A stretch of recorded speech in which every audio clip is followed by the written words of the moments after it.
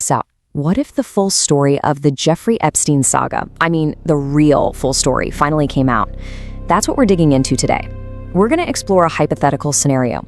What could happen if a massive document release under a fictional Epstein Files Transparency Act actually took place in 2026?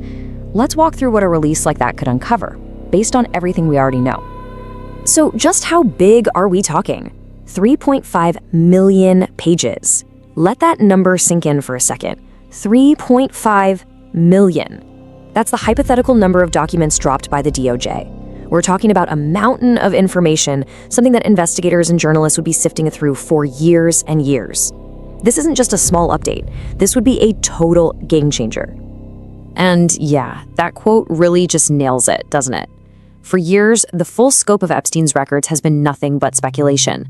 This kind of release would prove that this huge, hidden archive was real all along. And as we're about to see, its contents would have immediate and, frankly, explosive consequences. And when I say immediate, I mean immediate. The consequences would be swift, and they would be massive.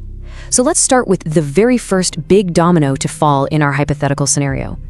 So in this scenario, the first huge name to get hit is Lord Peter Mandelson. And you got to understand, this isn't some minor official. This guy is a heavyweight in British politics. We're talking a former cabinet minister, a European commissioner, a member of the House of Lords. So his name showing up in these files, that is a really, really big deal. Okay, so here's the bombshell from the files. We've got unsealed emails that allegedly show Mandelson, right at the peak of the 2008 financial meltdown, feeding Epstein market-sensitive government info. Think about that. We're talking Euro bailouts, bank reforms. This wasn't just two buddies chatting. This was a potential massive breach of his duties while the entire global economy was on the brink of collapse. And of course, you follow the money. The files lay out a clear trail. You've got records of $75,000 in payments from Epstein going to accounts tied to Mandelson. On top of that, another £50,000 paid to his husband's business. So, facing all this, with the police launching a new investigation, what happens? Lord Mandelson resigns from the House of Lords, just a few weeks after the files dropped. But Mandelson was really just the beginning. Not even close to the end. These disclosures would send shockwaves ripping through political and intelligence communities, not just in the UK, but on both sides of the Atlantic. And what's just mind-blowing is a sheer range of powerful people caught up in this. You've got the current CIA director, Bill Burns, who apparently met with Epstein in 2014, and remember, this is well after his first conviction, to talk about his career. Then you've got confirmation that Prince Andrew invited Epstein to Buckingham Palace in 2010, again, after he was a convicted sex offender. There's even a friendly email from Melania Trump to Ghislaine Maxwell from way back in 2002, signed Love Melania, and then Donald Trump. His name comes up over 38,000 times. Now, the files note that most of these mentions are from unverified tips sent to the FBI, but still, what a number. Okay, so moving beyond the politicians, the files also rip the curtain back on these private conversations between Epstein and some of the most powerful people in tech and academia. And honestly, letting them speak for themselves, their own words are often the most revealing. All right, first up, a 2012 email from Elon Musk. He's trying to arrange a visit to Epstein's island in the Caribbean. And he asks, what day/night will be the wildest party on your island? Now, to be fair, Musk's team has always been very clear. While this email exchange happened, he never actually went to the island. Then you get this one from Sir Richard Branson in 2013. After a meeting, he allegedly writes to Epstein, anytime you're in the area, would love to see you, as long as you bring your harem. The casual, just deeply disturbing language there, it speaks for itself, really. This one might surprise some people. The files also show emails with the famous academic Noam Chomsky. This is from 2018, right as new reports on Epstein were coming out.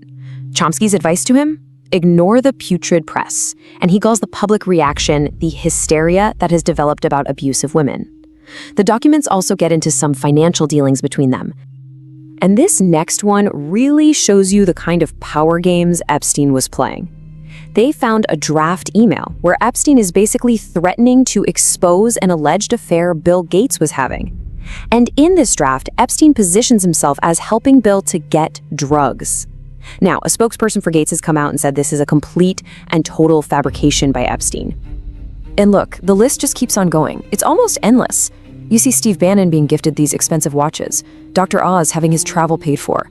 There's a bizarre note about Woody Allen joking that his own rap sheet would keep him from a White House trip. And a former White House counsel, Catherine Rumler, is quoted saying she adored Epstein. It's just a stark reminder of how incredibly wide this network really was. Okay, so let's shift gears a bit. We've talked about paper, about emails. Now let's talk about the media evidence. For the very first time, this leak would force the DOJ to admit, yes, we have a massive stash of video and photos that we seized from Epstein's homes. So what's the number? 2,000. 2,000 videos are now confirmed to be in the hands of the Department of Justice. The fact that this much video exists, it just opens up a whole new and frankly very chilling chapter in this whole story. And it's not just videos. Along with those, we're talking about 180,000 images. Think about that. This isn't just a few photo albums. This is an industrial-scale archive. And the files suggest it's everything from photos of his famous friends at parties to, well, to graphic and predatory images that Epstein took himself. Now, most of this media is still sealed, but the descriptions that leak out in the files are just horrifying. They mention something called the kitchen video, which reportedly shows Epstein chasing young girls around. They also point to an email from Prince Andrew promising Epstein lots of privacy for a dinner at Buckingham Palace. And then there's this, one of the weirdest details to come out of all of this. Microsoft logs showing Epstein was permanently banned from Xbox Live back in 2013. All right, finally, let's talk about the end of the story, or what we thought was the end. The 2026 release would include internal memos from investigators that, well, they directly challenge the official story we were all told about how Epstein died. And this quote is the bombshell. In emails sent by an investigator right after Epstein's death, flat out states that the note found in his cell does not appear to be a suicide note.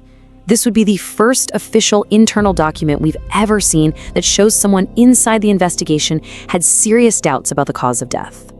And then there's this. It's just incredible. The documents lay out this whole elaborate plan the jail staff used on the day he died. To throw off the media circus waiting outside, they basically made a fake body, just some boxes and sheets, and loaded it into a marked van. And as all the reporters chased after that van, Epstein's actual body was moved quietly in a totally separate, unmarked car. It just shows you the level of chaos going on that day. But here's the kicker. The story isn't even over. Even with 3.5 million pages released, prominent critics like Senators Chuck Schumer and Ro Khanna are alleging that there are still 2.5 million pages. That's right, another 2.5 million being held back by the Department of Justice. And that, of course, is just fueling all kinds of controversy and suspicion that we still don't have the full story. That's the question that just hangs over everything, isn't it? What we would have seen in this release is absolutely shocking, but it would only be a little more than half of the total file.